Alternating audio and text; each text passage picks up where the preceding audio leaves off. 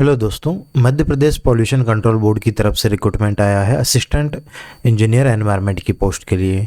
ये पोस्ट काफ़ी अच्छी होती है, इवन आपका जो पीडब्ल्यूडी एई होता है उससे भी बेहतर पोस्ट मैं इसको मानता हूँ यहाँ पे। तो इसकी 14 टोटल सीट्स आई है और यहाँ पे लेवल 12 का आपका पे स्केल है, तो सैलरी वही शानदार वाली। और इसके जो डिटेल आपको मैं वीडियो में बताऊंगा, साथ में आप इसके लिए कैसे प्रिपेयर कर सकते हो, कौन इसके लिए एलिजिबल है, सिलेबस क्या है, कहाँ से क्या पढ़ना है, सारी चीज़ें आपको वीडियो में बताई जाएगी। सबसे पहले हम बात करें अगर यहाँ पे तो आपके टोटल ये 14 पद हैं। इसमें एमपी ऑनलाइन वाली वेबसाइट, यहाँ से आप इसको फिल कर पाओगे। फॉर्म आपके 30 अप्रैल तक चलेंगे 10 से, ठीक है। ये तो हो गई बेसिक बात। अब बात आती है इसके लिए एलिजिबिलिटी की। तो यहाँ पे लिखा हुआ है कि या तो आपने जो सिविल इंजीनियर से बीटेक कर रखा है वह, मतलब ठीक है, साथ में अगर आपने एनवायरनमेंट से आगे जो है एमटेक कर रखा है तो आप इसके लिए एलिजिबल हो, ठीक है।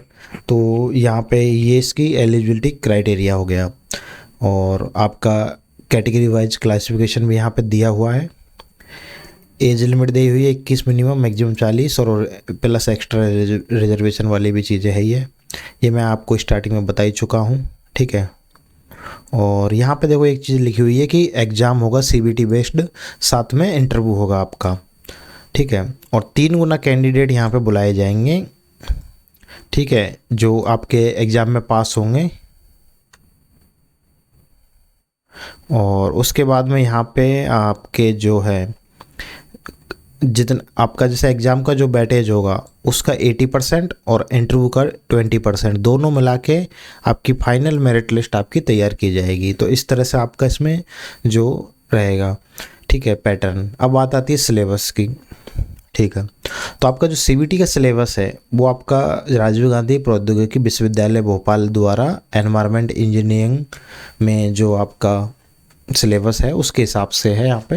तो आपके इसमें क्या क्या टॉपिक है मैं बता देता हूँ। देखो, वेस्ट वाटर ट्रीटमेंट, मतलब आपका वही, देखो एक तो आपका वाटर ट्रीटमेंट होता है और एक वेस्ट वाटर ट्रीटमेंट, हम 2 चीज़ें पढ़ते हैं हम एनवायरनमेंट में, तो यहाँ पे दोनों हैं, ठीक है। फिर आप देखोगे यहाँ पे तो वाटर ट्रीटमेंट, फिर environment management, recycle of industrial waste water and disposal, इसका रिसाइकिल करना प्लस डिस्पोजल भी है। एनवायरमेंटल केमिस्ट्री भी है आपकी, एयर पॉल्यूशन है पूरा कंप्लीट डिटेल में, बिल्कुल। जो हम पढ़ते हैं वो तो बहुत कम पढ़ते हैं अपन, आप एनवायरनमेंट में नॉर्मल बीटेक में पढ़ोगे वो बहुत छोटा है, आपको ये थोड़ा डिटेल में पढ़ना पड़ेगा। Industrial water and waste water treatment भी है यहाँ पे, solid waste management, hazardous waste management, laboratory equipment for sampling analyse of environmental parameter, किसके रिलेटेड, आपके एयर वाटर नॉइज वगैरह के रिलेटेड, ठीक है। साथ ही साथ भारत सरकार पर्यावरण एवं वन जलवायु परिवर्तन मंत्रालय द्वारा जो समय समय पे चीज़ें नए नए नियम वगैरह बनाए गए हैं उसको लेके है। तो ये आपको इंडिया के रेस्पेक्ट में पढ़ना, साथ में एमपी के रेस्पेक्ट में भी पढ़ना है। अगेन वही आपका जल प्रदूषण, वायु प्रदूषण, ध्वनि प्रदूषण के बारे में है चीज़ें। फिर एक आपको यहाँ पार्ट दिया है general knowledge and current affair MP के रिलेटेड, कंप्यूटर के बारे में बेसिक नॉलेज, आईटी इंफॉर्मेशन एवं लॉजिक से संबंधित प्रश्न, मतलब आपकी रीजनिंग के भी क्वेश्चन डाले जा सकते हो। तो ये चीज़ यहाँ पे दी है। अच्छा, किसके कितने क्वेश्चन होंगे, टोटल कितने नंबर का पेपर आएगा, वो डिटेल यहाँ पे नहीं दी है। टाइम कितना होगा वो सारी डिटेल अभी दी नहीं है। अब देखते हैं ये लोग कब उसके लिए जारी करते हैं। लेकिन मैं अभी जो आपने सिलेबस पढ़ा है वो मैं आपको आगे दिखा देता हूँ बुक में कि किस तरह से मिलता है। तो जैसे ये अपनी बुक आती है पॉल्यूशन कंट्रोल व सॉल्व पेपर, जिसमें अलग अलग स्टेट के पॉल्यूशन के प्रीवियस पेपर दिए हुए हैं। 32 पेपर है टोटल, 3200 के आसपास इसमें क्वेश्चंस है, ठीक है। मैं आपको एक बार आपका इंडेक्स इसका दिखा देता हूँ। तो यहाँ पे देखो आप, अगर तो राजस्थान के पेपर है, उसके बाद हरियाणा के पेपर है, तेलंगाना, आंध्र प्रदेश, दिल्ली सीपीसीबी, तमिलनाडु, पंजाब, छत्तीसगढ़, केरला, गुजरात, जम्मू कश्मीर, बिहार। एमपी का पेपर पहले अभी तक है नहीं अपने पास, अगर हमें मिलेगा या कोई भेजेगा तो हम इसका सॉल्यूशन भी जो करवाने की कोशिश करेंगे, ठीक है। अब बात आती है कि सिलेबस की यहाँ पे। तो अगर आपने अभी अभी वहाँ पे सिलेबस पढ़ा हो तो मैं आपको टॉपिक रिवीजन करवाता हूँ। देखो, सबसे पहले हम देख रहे थे यहाँ पे सीवेज ट्रीटमेंट, बेस्ट वाटर बिल्कुल है यहाँ पे, डिस्पोजल भी है इसका, बेस्ट वाटर करेक्टरिस्टिक सब कुछ है यहाँ पे, ट्रीटमेंट ऑफ वाटर वो भी है, air and noise pollution detail में है, एनवायरमेंट पोल्यूशन है, e waste, plastic waste, biomedical waste, hazardous waste ये भी वहाँ पे दिखाया था आपको, solid waste management, environmental chemistry, environmental conservation, ठीक है। उसके बाद में आपके एनवायरमेंट के जनरल नॉलेज वाली चीज़ें, उसके बाद में आपके एनवायरमेंटल लेजिस्लेशन इन इंडिया मैंने बताया था, जो रूल्स वगैरह रूल्स रेगुलेशन की सारी चीज़ें हैं वो पहले 2 चैप्टर में आएगी, एनवायरमेंटल लेजिस्लेशन और एनवायरमेंट प्रोटेक्शन एक्ट। तो ये टॉपिक्स आपके मेजर सिलेबस में जो भी चीज़ें हैं वो इसमें ऑलमोस्ट कवर है सब कुछ। तो ये आपको बुक मिलेगी, ये हम बुक भी ले इसमें देखो ये क्वेश्चन है, क्वेश्चन के नीचे ही इसका डिटेल सॉल्यूशन है, इस तरह से ये क्वेश्चन के नीचे ही डिटेल सॉल्यूशन, सिमिलर क्वेश्चनों को और में भी लिखा गया है, जैसे ये सिमिलर क्वेश्चन है अलग अलग एग्जाम में आए तो इनको एक जगह भी कर दिया गया है।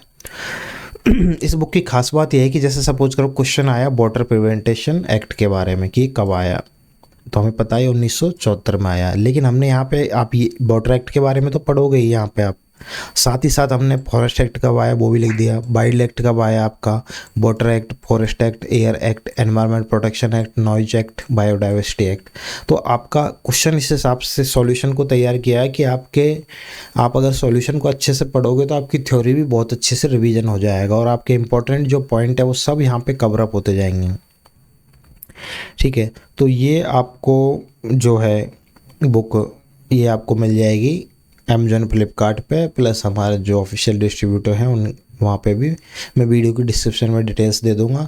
इसकी ई बुक चाहिए आपको PDF रीडेबल फॉर्मेट में तो वो सिविल की गोली एप्लीकेशन पे आपको मिल जाएगी, ठीक है। तो आप जो भी लोग इसके लिए एलिजिबल है वो मैं यही कहूँगा बिना टाइम वेस्ट करे आप तैयारी करना चालू कर दीजिए, क्योंकि अच्छी पोस्ट है। सबसे अच्छी बात यह है कि इसमें हर किसी की तैयारी नहीं होती है, मतलब ये थोड़ा नया, इसमें टॉपिक्स भी थोड़े अलग हैं तो आपके लिए कंपटीशन सिमिलर फील होगा। तो आपको जिन लोगों ने एनवायरनमेंट से एमटेक किया हुआ उनके लिए काफ़ी आसान रह जाएगा, ये चीज़ें बहुत आसान लगेगी।